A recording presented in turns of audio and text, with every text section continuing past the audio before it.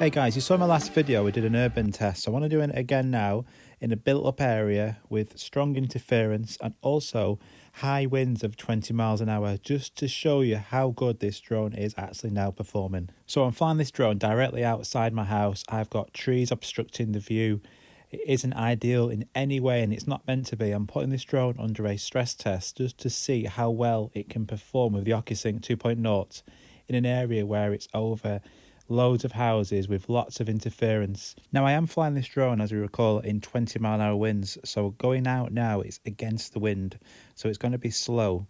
So I'm going to try and keep it around about 50-60 meters in height if I can, because any higher up it's going to get so many wind warnings. But at the moment, as you see, we've not had any warnings whatsoever and it's flying nice and stable. Now this isn't going to be what you're going to be doing all the time, but I'm just going to show you that this is so much better than the original Mini. With this much interference, then the Mini 1 would not be getting anywhere close to what this Mavic 2 does.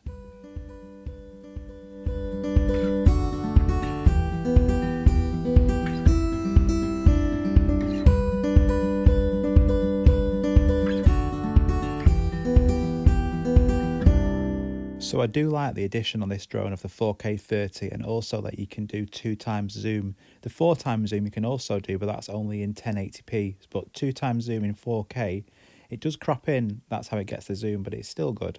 So we're over 500 meters now. Now the RC signal is starting to drop back. I thought it would do around about this range.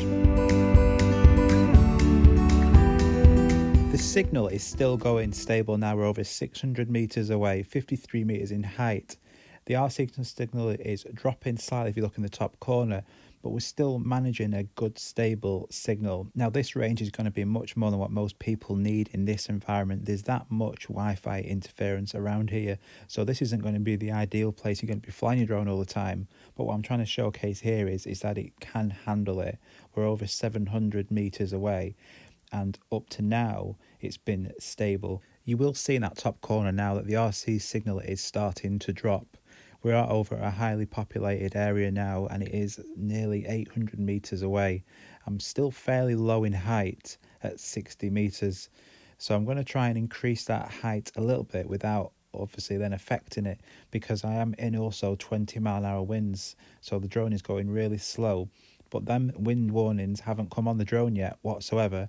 It's flying really stable and smooth in the air. It can now not tell if the controller is pointing at the drone. I've got a warning message at the bottom, and also the RC signal is dropping a lot. I've got a weak signal adjust antennas message coming up, so now it's starting to fall apart a bit. 868. So what I do now is I increase that height. Usually this will rectify it. Obviously I'm in that wind, if you remember the 20 mile an hour winds. So I'm going to push it up to about 100 meters in height. But as you can see from now the picture, there is a lot of lag and stuttering coming back. So I'm at 867 meters. I'm still slowly increasing that height.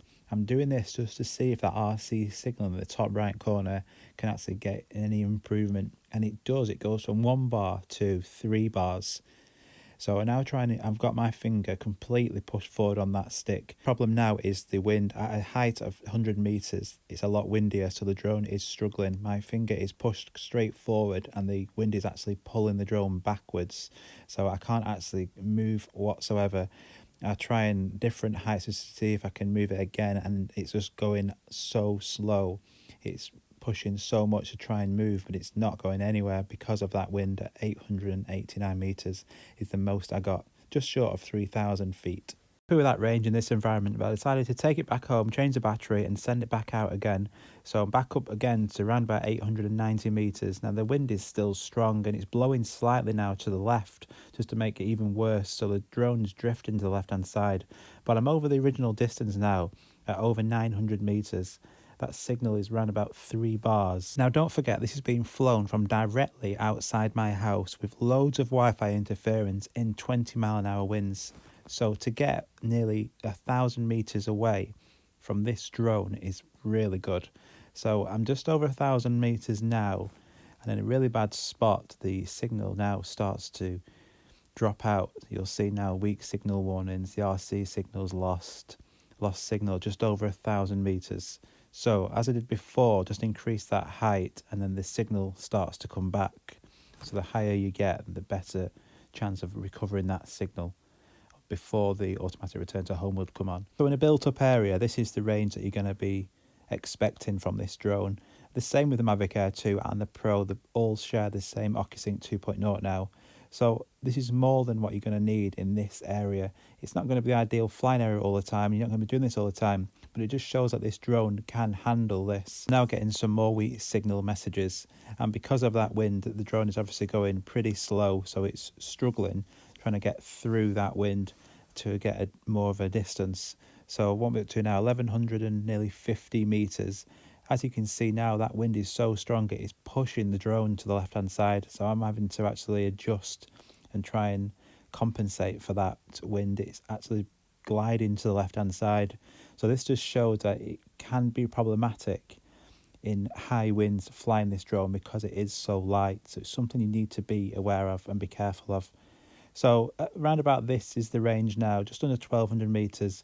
Because of that wind and the signals dropping out, I'm going to give up there. So 1188 meters, 3,897 feet. I think in this environment is more than enough. So in a built-up area with the new OcuSync 2.0, the drone is able to get some nice, clean 4K footage, but also handle that Wi-Fi interference in a built-up area like this and still manage to get good distances. The OcuSync's working. This drone at 249 grams isn't the best in the wind, but it can handle it well. Is this now the perfect all-round drone? I hope you found this useful, and if you want to buy this drone, I'll put links in the description. See you next time. Thank you.